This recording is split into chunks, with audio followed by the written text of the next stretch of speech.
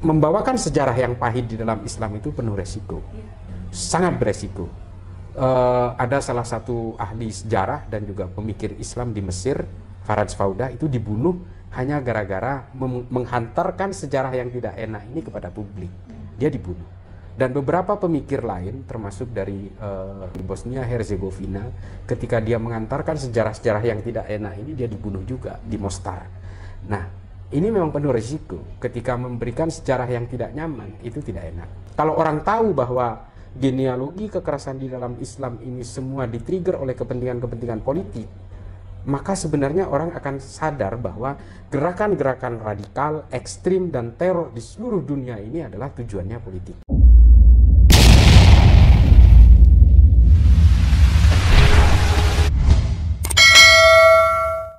Islam itu sendiri sebenarnya yang lebih pahit dan lebih getir itu adalah ketika orang Islam berperang dengan sesama orang Islam untuk memperebutkan kekuasaan politik. Dari sini saya menyimpulkan bahwa ketika agama atau apapun, ketika berkenalan dengan politik kekuasaan, maka dia juga akan berkenalan dengan kejahatan-kejahatan. Ini yang harus kita pahami. Islam itu mengenal pembunuhan, mengenal peperangan sesama pemeluk satu agama. Itu ketika dia berkenalan dengan kepentingan-kepentingan kekuasaan politik. Ini panjang sejarahnya, nanti saya jelaskan sejarahnya di mana. Mungkin banyak orang tidak tahu bahwa seolah-olah selama ini kan yang dihantarkan adalah sejarah dalam Islam itu yang enak-enak saja. Yang hebat-hebat saja. Muhammad Al-Fatih menaklukkan Konstantinopel. Itu selalu yang dibawakan seolah-olah khilafah ini adalah suatu sistem ideologi politik yang masterpiece. Padahal tidak sesederhana itu. Ini kalau kita mengacu kepada sejarah pertarungan antara sesama orang Islam di Madinah ketika itu, ini menjadi suatu rujukan yang sangat luar biasa. Dan membawakan sejarah yang pahit di dalam Islam itu penuh resiko, sangat beresiko. Ada salah satu ahli sejarah dan juga pemikir Islam di Mesir, Faraj Fauda, itu dibunuh hanya gara-gara menghantarkan sejarah yang tidak enak ini kepada publik. Dia dibunuh. Dan beberapa pemikir lain, termasuk dari saya lupa namanya, dari Bosnia Herzegovina, ketika dia mengantarkan sejarah-sejarah yang tidak enak ini, dia dibunuh juga di Mostar. Nah, ini memang penuh risiko. Ketika memberikan sejarah yang tidak nyaman, itu tidak enak. Tapi kalau orang tahu bahwa genealogi kekerasan di dalam Islam ini semua di-trigger oleh kepentingan-kepentingan politik, maka sebenarnya orang akan sadar bahwa gerakan-gerakan radikal, ekstrim, dan teror di seluruh dunia ini adalah tujuannya politik. Basisnya sebenarnya politik. Semua tujuan semua jaringan organisasi teror berbasis Islam terutama, dan juga berbasis agama-agama lainnya, itu pasti punya cita-cita politik, menegakkan daulah. Apakah itu berarti bisa dikaitkan dengan kekuasaan juga, Pak? Berarti ada beberapa, kalau kita bicara soal hari ini, bagaimana Al-Shabaab itu terbentuk, bagaimana Boko Haram terbentuk, bagaimana Abu Sayyaf itu bisa eksis hingga hari ini memang tidak lepas dari kekuasaan politik pada hari ini. Bagaimana carut-marutnya dual governmentship, empty government di Somalia, bagaimana di Libya bisa memicu, men-trigger munculnya kelompok-kelompok ekstrim di sana karena adanya dual governmentship segala macam. Ini memang tidak lepas dari stabilitas politik suatu wilayah. Bagaimana Boko Haram, orang-orang dari Nigeria Utara melakukan penetrasi ke selatan, berusaha masuk ke negara-negara seperti Kenya, Republik Afrika Tengah mengatasnamakan agama. Ini kan semua karena persoalan-persoalan stabilitas politik dan ketidakadilan politik. Sama seperti yang terjadi di Sudan. Sudan ini karena terlalu memberi ruang kepada kelompok-kelompok ekstrim hingga akhirnya negara itu terbelah. Mau tahu ceritanya Sudan? Sudan ini berkenalan dengan kekerasan, Bang. Berkenalan dengan perang sipil. Berkenalan dengan kudeta-kudeta ketika Sudan itu mengadopsi hukum syariah. Tahun 83 di bawah kepemimpinan Ja'far Numeiri. Ini yang harus kita ketahui. Itu militer rasanya ya? Ja'far Numeiri ini adalah penguasa lama yang berkuasa di Sudan dari sejak awal tahun 70-an. Tapi satu tujuannya adalah ketika dia dia ingin mengubah hukum syariah itu sebenarnya ingin mengamankan kekuasaannya.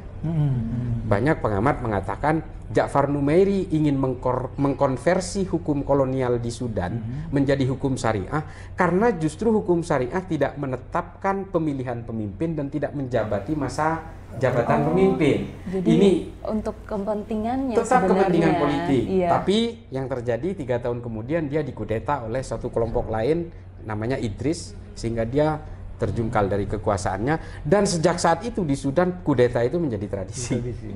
Ini karena memang ini adalah persoalan-persoalan politik yang sebenarnya kadang-kadang kalau di negara kita di Indonesia disuarakan seolah-olah syariah ini adalah jaminan kemakmuran. Tidak juga. Belum tentu juga. Karena banyak contoh konkretnya dari negara-negara yang justru menerapkan itu malah ini ya Pak ya. Mas Islah, bukankah sebagian pakar Islam selalu mengatakan bahwa Islam itu sebuah sistem yang total, yang tidak memisahkan antara agama dan politik. Ya.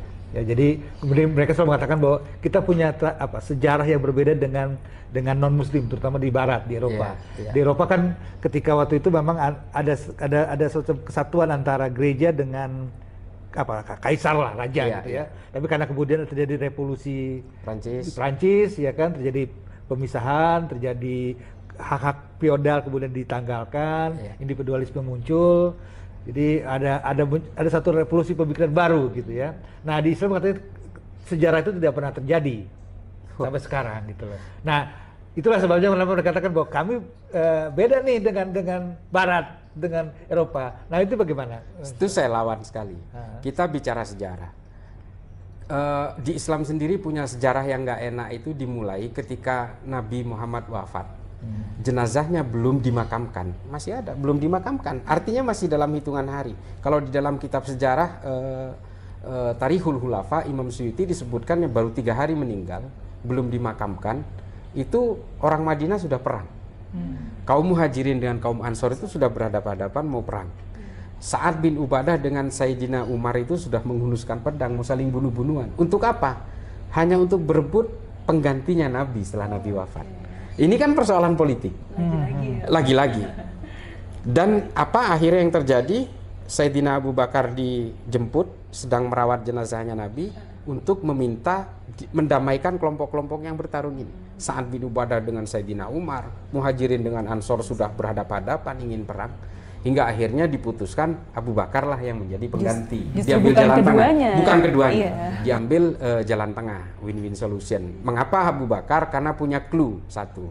Nabi Muhammad pernah memberikan semacam fatwa, wasiat, nanti kalau saya meninggal, nanti yang menggantikan saya sebagai imam masjid itu nanti Abu Bakar. Jadi clue-nya itu imam masjid, bukan imam. Tapi itu diartikan ketika itu, udahlah Abu Bakar saja, daripada ini nggak selesai. Kalau kita nunjuk Umar, saat nanti akan tidak terima perang ini semua. Betul.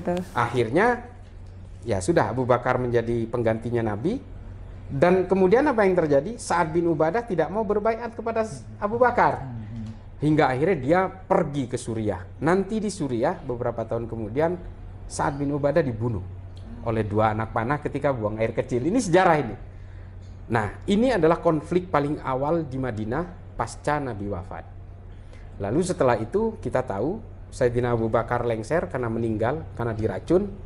Sekali lagi karena diracun. Kita jarang mendengar itu, tapi semua kitab sejarah banyak mengatakan Sayyidina Abu Bakar ini diracun. Bahkan kalau kita mau lebih ekstrim lagi, tapi kita katakan ini forget it. Nabi Muhammad pun meninggalnya diracun. Kita mungkin jarang mendengar itu, tapi sudahlah, itu menjadi sejarahnya Nabi. Tapi ini kita membahas soal politik Madinah pasca kenabian, after the prophet era.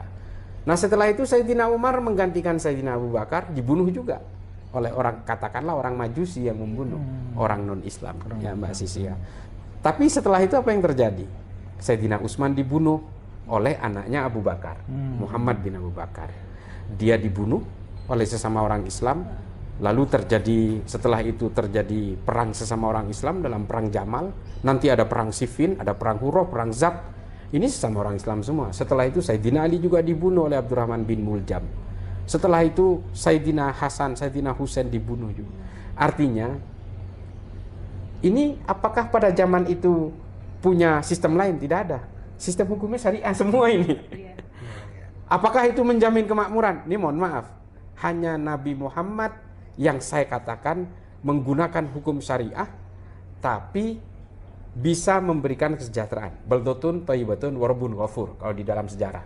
Dikatakan bahwa bahkan Nabi itu tidak pernah ada sejarah memberikan hukuman, hudud kepada rakyat Madinah. Karena saking enaknya, toleran, kriminalitas itu hampir tidak ada. Artinya yang heavy street criminal gitu jaranglah muncul pada zaman itu, sehingga hukum itu betul-betul hampir tidak terpakai.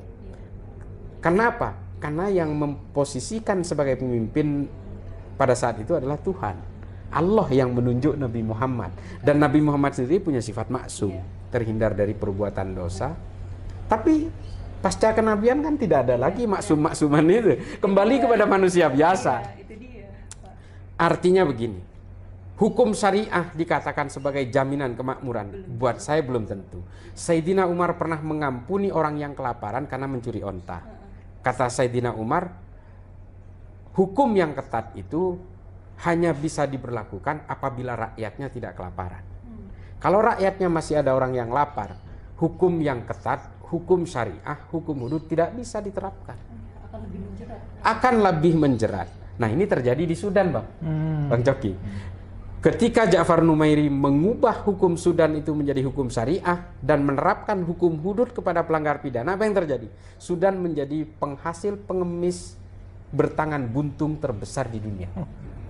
Itu yang terjadi. Jadi kalau kita ke Mekah atau ke Madinah, orang di luar masjid yang berderet tangannya buntung ngemis, itu orang Sudan semua hampir rata-rata. Orang-orang yang pernah nyolong dipotong tangannya sehingga orang itu menjadi tunakarya, dia ngemis. Supir truk, saya pernah baca kisahnya itu, bukunya saya waktu di Amerika saya baca, ada supir truk didakwa mencuri muatannya, dipotong tangannya, dia nggak bisa nyetir lagi. Dan akhirnya dia menjadi pengemis. Dalam mata pencarian dia. Ini kan sebenarnya saya mengatakan bukan anti syariah. Syariah bisa diterapkan ketika kita melaksanakan ritual-ritual dan kehidupan beragama secara privat. Ketika kita berada dalam kehidupan bernegara, kita harus tunduk kepada hukum negara. Ketika kita wudhu, kita sholat, kita melaksanakan kehidupan beragama kita, ya kita tunduk kepada syariah sebagai orang Islam. Tapi ketika Anda keluar dari rumah menemukan lampu merah, ketika merah ya kita harus berhenti. Itu hukum negara. Kalau hijau ya baru jalan. Jangan kemudian atas nama syariah kita bablasin lampu merah yang sedang merah, kita bisa ditabrak mobil. Ini kan harus jelas ini.